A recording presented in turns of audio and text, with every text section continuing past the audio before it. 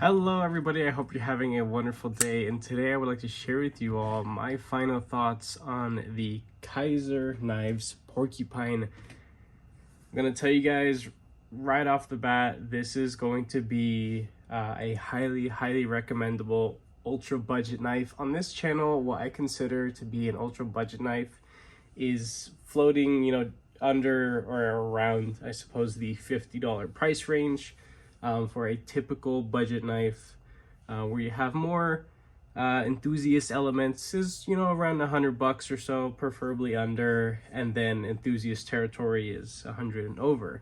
That's just me. That's the way I kind of see it. It kind of helps categorize some stuff and be able to really nitpick some features, mainly talking about the design and the build quality at these different price categories. And what Kizer has done here is truly exceptional for the amount of money that this thing cost. So this is part of Kizer's Laconic line, and to my knowledge, this is a new ultra budget line coming from Kizer that is essentially supposed to replace what Vanguard used to be. Vanguard used to be the budget line for Kizer. If anything, it might have been its own thing at one point, but still brand, or at least a name, that was built by Kizer, or the work was OEM'd by Kizer. That's at least the way that I see it. It could be completely different, but this is kind of taking that spot. So this is a very similar competitor to what Sencut would be, of course, replacing Civivi in the whole WE knife company family, that their whole lineup, different brands and stuff, they're all made by the same person, the same brand, I mean. But this thing is $47, and out of everything that was dropped when the Laconic line first became available just a few short couple weeks ago, this is the only one that's actually sold out. And if that doesn't speak volumes to you, I don't really know what does. I believe that the reason why it's sold out versus all the other ones is that this is the one that is the most visually aggressive looking, but still has a whole lot of design elements to it that a lot of enthusiasts would definitely be able to enjoy and appreciate, and just get around and using this thing as an incredible beater knife for the money, of course. Again, $47. It is out of stock right now, unfortunately, and this is the only colorway. Very surprised that there's only the one colorway, but I'm happy with the color scheme that they went with. You have a silver satin blade here. Satin's not my biggest my most favorite, right? Not the biggest fan of it, but for it being in this price category, I'm not gonna complain about it. You have here Porcupine on over here, and then the Kizer logo laser etched there. You have all black hardware, including a black bent steel clip. It sits on the scales, but at least the screws for the pocket clip are fine. All T6 hardware for the body, T8 for the pivot. The axis is for both sides, but it is a D-shaped captured pivot, and it goes all the way through. That's wonderful. I love that. Also, a fun fact, these two little black standoffs right there, they are D-shaped as well. So that is excellent. That is a feature that enthusiasts definitely appreciate when it comes to disassembly, taking apart, basic maintenance and things like that. Also, the liner, it's only on the one side, and the show side, or the right side of the knife, it is solid G10. That is awesome. It's very minimal. This whole knife was built on a very minimal mindset, and it definitely shows when it comes to the basic maintenance, disassembly, cleaning, reassembly. There are very few parts. There's nothing here that doesn't feel like it was unnecessary. There is as little as parts as possible to this to be able to create a wonderful knife. Also, you have some holes there to accept the pocket clip so lefties can enjoy this, and this is definitely a welcoming design for left-handed people. Of course, with this being a inset liner lock, you do have to reach your thumb around over, but I'm sure plenty of lefties are used to that. The way that the pivot is and the flipper tab and the relationship between those two.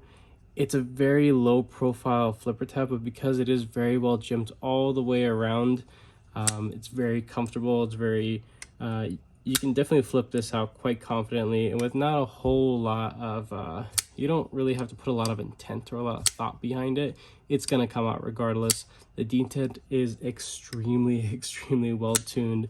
In just a second, we'll get into the typical size comparisons, and we'll take the weight and just a couple other things that I want to share with you guys that I've enjoyed over my time having this. So you can see the lock up here, and I did actually play with the detent strength on this knife.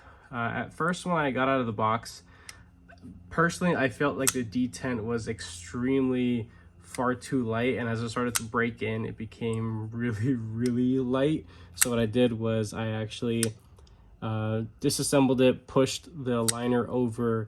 It created a very snappy action, and it was quite enjoyable, but the smoothness or the drop sheddiness kind of suffered from that, right? Of course, that makes sense. There's a lot of pressure because of the actual lock bar now. So I kind of did a medium tune to this to where I enjoy it. So it's extremely smooth, but it's not drop shreddy like how it was right out of the box on my previous video showing this knife off when I did the unboxing, of course. So it's a little bit different. The ceramic detent ball has worn in a beautiful polished track at this point, and I'm happy with how it is and how it's all set up, how this thing feels. One of the things that I kind of gave Kizer crap before, well, I suppose a while back, was that the reason why they were able to achieve such crazy drop sheddy action is because the machining of the hole in the blade to accept the pivot was just loosely machined. There was a very loose fit. This, it looks extremely tight, and honestly it feels extremely tight too. Now there is zero movement within the pivot, no pivot lash, I suppose you can call it that. Detent, again, well tuned. See that there? The tip of the knife is actually very well placed and nestled right in there, so you can't pick it out at all, and you can't feel the edge at all through this open back here. So it's a very safe design for sure. I do definitely enjoy quite a bit. Side to side, nothing up and down. With all the messing around and adjustments that I did with the lock bar, there was zero stick or rock or any sort of movement at all. So it is a very solid, well-built, ultra budget knife. Just give it a little bit of wipe so there's not a bunch of ugly smudges, and you guys can appreciate the blade. Let's do some size comparisons here, and I even have a couple other blade shape comparable knives to share as well. Let's do some larger ones because this is deceptively large for what you would think it would be. At least me personally, I thought this was going to be on the smaller side, and I'm very happy that it is where it is in the size range.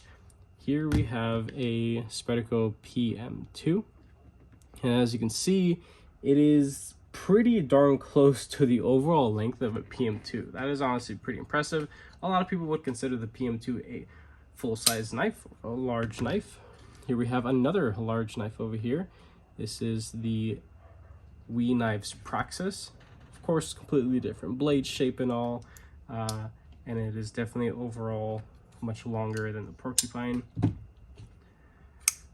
We got here the Civivi Vision FG. It is on the dot, same exact as a Vision FG. We have here a Benchmade Bug Out. Bug Out is significantly shorter. And the last two here is a more compact designs. This is the Spyderco Native 5 and the F5.5. So hopefully these 6 knives help you guys get a good visual representation of what this is all about. Also, I have 2 other knives in the collection that I pulled that I frequently use a lot for work, mainly because the blade shape lends itself so well to what I do for work. I go through a lot of cardboard and plastic in my place of work, so a Wharncliffe or sheep's foot or a amalgamation of different blade shapes that are more on the utilitarian side are definitely something that I gravitate towards when it comes to what I choose to take to work. Of course, I have plenty of other knives in my collection that I keep merely for, you know, aesthetic or collector purposes, but these are the kind of, I guess, blade shapes that I love using, and I know a lot of other people do out there as well. So up here, this is a Tucson knife. Tucson is notoriously known for bringing a whole lot of value. Definitely, as you can see here, I think you can get this knife for floating around 150, 165 bucks or something like that, brand new. Full titanium alloy construction, including all the hardware, and you have a 14C28N blade. This is the model TS298, and it is a wonderful, pretty robust, I would actually almost say overbuilt Wharncliffe flipper blade here. As you can see, it is very thick and a lot of strength out towards that tip.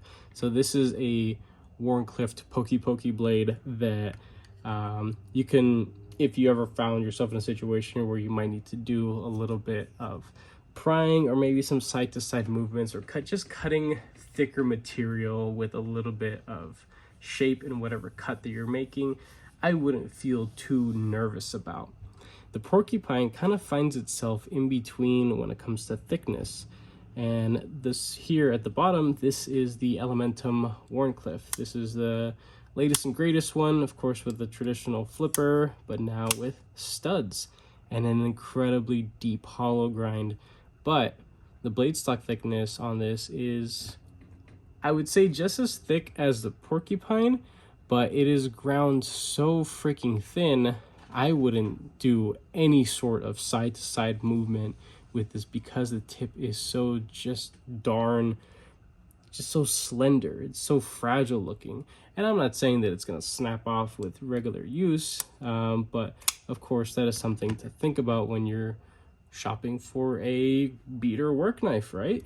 In that sort of statement there, you're looking for a knife where you can actually throw around and not be too scared to use and maybe a little bit of abuse. Not that it's recommended, of course. I don't recommend you guys inappropriately using a sharp implement by any means, but that's something that a lot of people go and thinking about when they're shopping.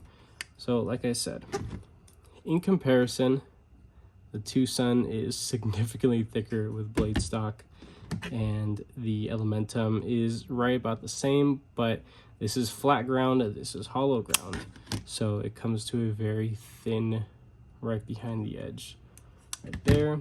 And then this, it's not completely flat ground, but the actual, I guess it's not hollow ground, so it's flat, but not, the whole blade's not flat. It would have been nice if this was hollow ground because there is enough room to actually to have done that, but even based off of how they sharpened it, when you get this, I have actually reprofiled it, and while the edge was extremely clean and fine, when I went to go use it for some cardboard destruction, oh my gosh, this thing was terrible, just absolutely terrible. I typically do like a little paper cut test just to show the cleanliness of the edge, but it can't really demonstrate how the knife performs with cardboard or thicker material. I'm talking about like produce boxes that are like triple walled and corrugated cardboard between, thick stuff. What I ended up doing was I actually reprofiled this. This is my little sharpening log book. Kaiser Porcupine. So I have the Wicked Edge, and I did 17 degrees. So that's what I did, 17 degrees each side. What it comes with from the factory, I think it was floating around 22 degrees.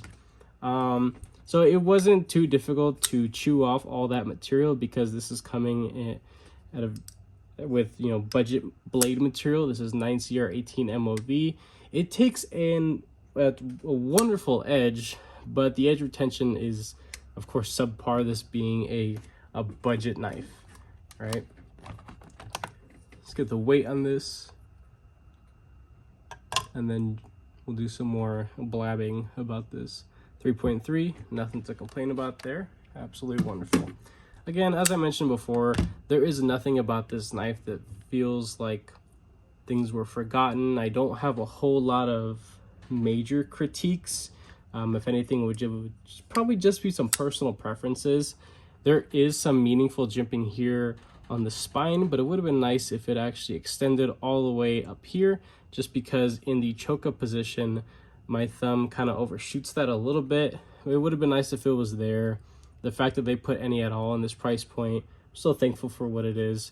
And if you have very, very large hands, or you just want it to get up there, there is this kind of scooped out portion there. So that's not flat. So it's flat here, scooped out, and then flat again. So being right there, that is excellent. That is a very, very comfortable spot. And you can do a whole lot of power cutting with this. It is excellent. And even with your index finger, do a lot of controlled maneuvers with that medium robustness tip right there. Taking a look at the sharpening trowel and plunge grind, I had made a comment on the unboxing video saying that if you do a reprofiling, you would probably start to create a smile, and I was wrong. I chewed off a lot of material and it still looks pretty darn flat to me. After maybe 3-4 sharpenings, I might see a little smile there, but I'm not going to be doing a crap ton of sharpenings. I do carry this knife quite a bit and I use it a lot because it is just such an excellent little beater knife, but I do majority of my edge I guess upkeep and maintenance with something like this. This is my only like daily gear carry, just because it weighs basically nothing. This is NAF's leather strap, so it has preloaded compound. It's like medium grade stuff. It's nothing super fine. And then of course the Civivi key bit here. It has a T8 and a T6. It's all magnetic, and it has a little rubber grommet there, I suppose, to keep it all watertight.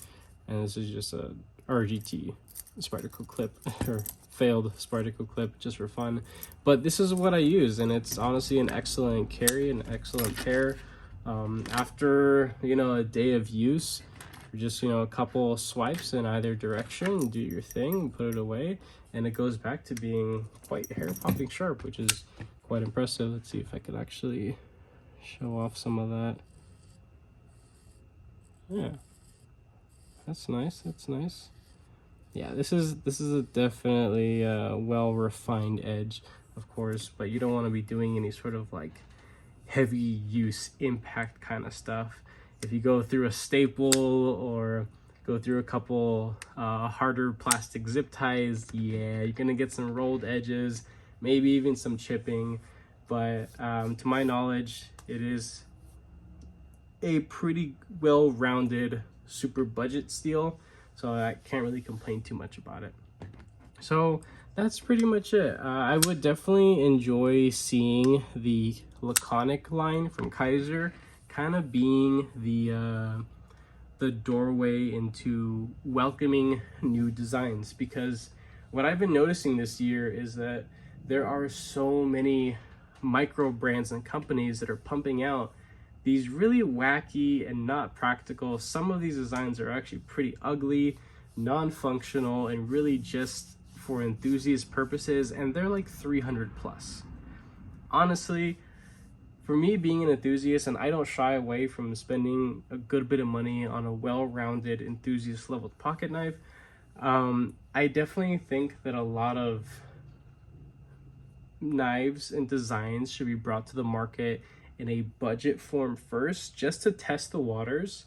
And I think that the Laconic line is the perfect platform in doing so. So for example, they bring out the porcupine, they make it, they put it into production, it gets into people's hands. People like me, enthusiasts, consumers, right? They love it, they fall in love with it, they make content, and they're, you know, screaming from the hilltops, this is an incredible design, I love everything about this is wonderful, but this has so much more potential to be something premium. And that is where I want to talk about what could be done with this in the future.